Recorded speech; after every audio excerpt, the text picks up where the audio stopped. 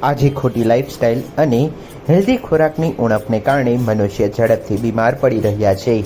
જો કે હવે લોકોમાં જાગૃતિ પણ આવી રહી છે અને છેલ્લા કેટલાક સમયથી ઓર્ગેનિક ફૂડની ખૂબ જ ડિમાન્ડ વધી રહી છે.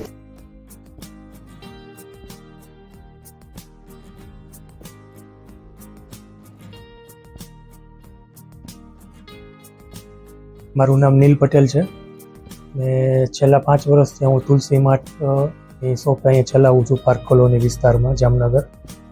અને એકચ્યુઅલી મારે ઓલરેડી 4 બ્રાન્ચ છે, 2 સુરત છે, 1 બરોડા છે અને પછી લાસ્ટમાં મેં જામનગર સ્ટાર્ટ કર્યું.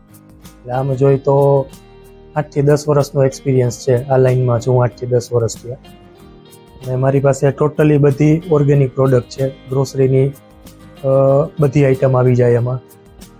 ખાસ કરીને ડાંગની વસ્તુ છે એટલી બધી, કે ચોખા છે, બધા કઠોળ છે, ઘઉં છે. સિઝનમાં તેલ તૈયાર કરાવડાવું છું હું, સિંગ તેલ, એ પણ ઓર્ગેનિક, અને હું જ મગફળીની ખરીદી કરી અને હું જ સિંગ તેલ તૈયાર કરાવડાવું છું. અને અત્યારના સમય પ્રમાણે લોકોમાં પણ ઘણી બધી જાગૃતિ આવી છે, અને ખાસ કરીને તો કોરોના પછીથી. પણ અત્યારે પણ માણસો બધા હેલ્થ કોન્શિયસ વધારે થઈ ગયા છે.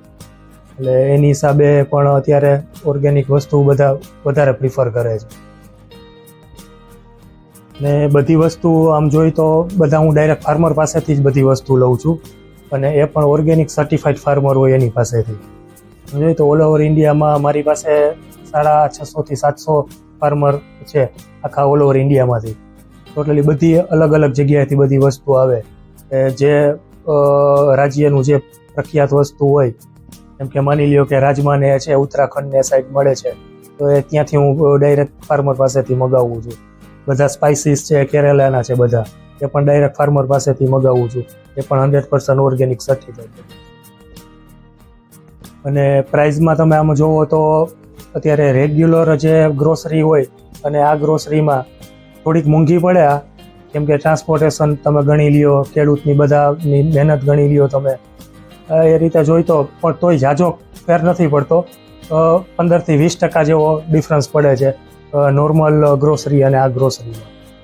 એની પાછળ તમારી હેલ્થમાં એટલો સુધારો થાય છે કે તમારા ડૉક્ટર અને દવાનો ખર્ચ પણ ઘટી જાય છે.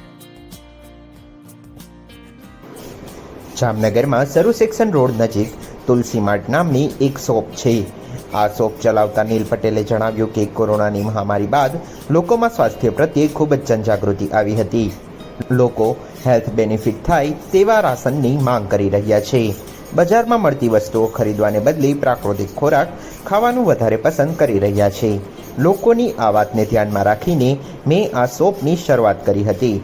આ શોપમાં ગાય આધારિત ખેતીથી તૈયાર કરવામાં આવેલ કઠોળ, તેલ, મધ, અનાજ, મસાલા, ઘી સહિતની વસ્તુઓનું વહેંચાણ કરવામાં આવે છે.